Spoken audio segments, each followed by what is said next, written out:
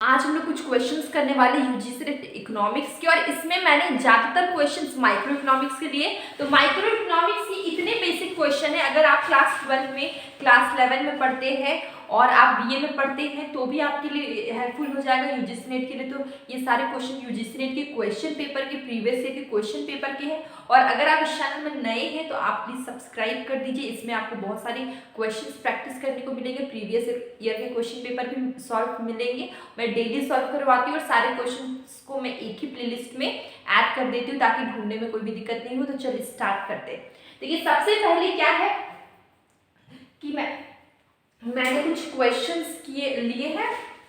ये क्वेश्चंस क्या है, सबसे पहले आप देख सकते हैं ट्रांसफर पेमेंट्स आप, ठीक है। ट्रांसफर पेमेंट क्या होता है, जैसे कि मान लीजिए आप किसी को गिफ्ट दिए तो वो क्या होता है, आप एक्सपेक्ट नहीं कर रहे हैं कि इन रिटर्न में आपको कुछ मिलेगा, वो क्या ट्रांसफर पेमेंट है। अगर गवर्नमेंट स्कॉलरशिप देती है, स्टूडेंट्स को देती है, वो एक्सपेक्टेशन नहीं रखती है कि उसको मिलेगा, उसको मिल भी सकता है, नहीं भी मिल सकता है, तो वो कोई एक्सपेक्टेशन नहीं रखती कि उनको रिटर्न में कुछ मिलेगा। गवर्नमेंट सब्सिडीज देती है, गवर्नमेंट ओल्ड एज पेंशन्स देती है, ठीक है। उसमें क्या है कि कोई एक्सपेक्टेशन नहीं कि इन रिटर्न हमें कुछ मिलेगा। इस तरह के पेमेंट को क्या बोलते हैं, ट्रांसफर पेमेंट बोलते हैं। देखिए यहाँ पे ऑप्शन फर्स्ट है payment made to a factor of production, second option payment made transfer from one sector to another, ये भी नहीं होगा। ये पहला क्या था, payment made to a factor, factor of production मतलब कि अगर आप प्रोडक्शन करें, लैंड, लेबर, कैपिटल, इंटरप्रेन्योर, उसको पेमेंट कर रहे हैं तो आप एक्सपेक्टेशन रख रहे हैं कि आपको कुछ मिलेगा, तो ये आंसर नहीं होगा। सेकेंड क्या, पेमेंट ट्रांसफर फ्रॉम, अगर पेमेंट एक सेक्टर से दूसरे सेक्टर में ट्रांसफर करेंगे तो ये भी नहीं हो सकता है। Payment made for no return service, ये होगा क्योंकि पेमेंट कर रहे हैं लेकिन आपको कोई भी रिटर्न का एक्सपेक्टेशन नहीं है, तो इसका आंसर क्या हो जाएगा, payment made for no return service. Answer हो गया सी, ठीक है। इसके बाद हम देख रहे हैं टीसी। टीसी क्या है, total cost curve is the arithmetic sum of. Total cost कैसे बनता है, टोटल कॉस्ट टू थिंग को ऐड करके बनता है।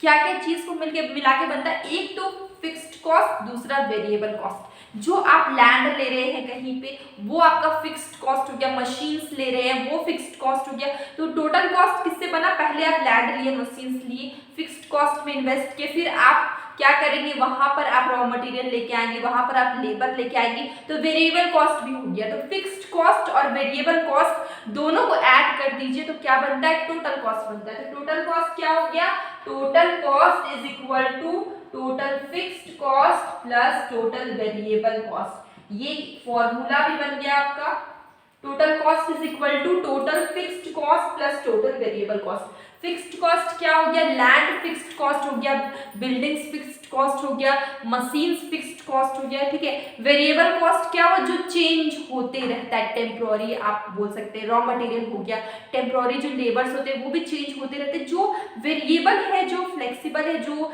चेंज होते रहता है, आते जाते रहता है, वो क्या हो जाएगा आपका वेरिएबल कॉस्ट होगा। लेकिन फिक्स्ड कॉस्ट क्या होता है, फिक्स्ड होता है, वो जल्दी चेंज नहीं होता, बहुत साल में आप एक बार भले चेंज कर ले पर आप उसको तुरंत चेंज नहीं कर सकते, इमीडिएटली चेंज नहीं कर सकते, इसको हम लोग बोलते हैं फिक्स्ड कॉस्ट, ठीक है।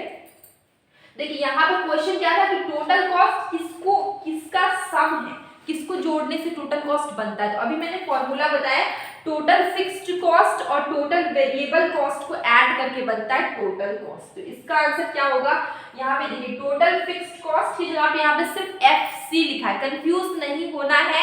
एफसी मतलब क्या होता है, फिक्स्ड कॉस्ट और वेरिएबल कॉस्ट। यहाँ पे टोटल फिक्स्ड कॉस्ट की जगह पे एफसी लिखा है, fixed cost and variable cost. इसका आंसर हो जाएगा। अब थर्ड क्वेश्चन क्या है कि variable cost is also known as.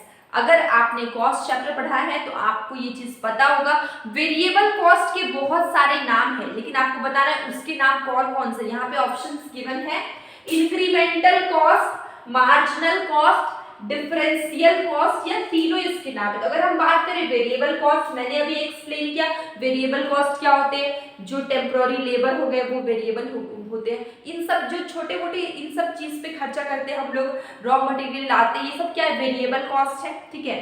तो वेरिएबल कॉस्ट के और क्या क्या नाम है, इसका नाम इंक्रीमेंटल कॉस्ट भी, इसका नाम मार्जिनल कॉस्ट भी है, इसका नाम डिफरेंशियल कॉस्ट भी है, ठीक है। इसका आंसर क्या हो जाएगा, डी, ऑल दी थ्री।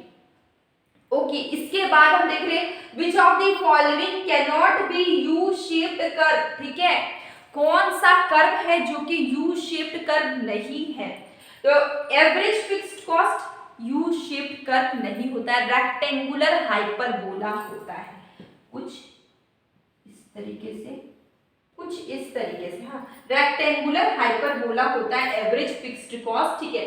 तो ये क्या होगा, ये यू शेप्ड कर्व नहीं होता। अगर हम बात करें एवरेज कॉस्ट कर्व की, एवरेज वेरिएबल कॉस्ट कर्व की, मार्जिनल कॉस्ट कर्व की, ये तीनों क्या है, यू शेप्ड कर्व है, ठीक है। Average cost, average variable cost और एवरेज मार्जिनल कॉस्ट तीनों क्या है, यू शेप्ड कर्व होता है। लेकिन एवरेज फिक्स्ड कॉस्ट कर्व क्या होता है, रेक्टेंगुलर हाइपरबोला।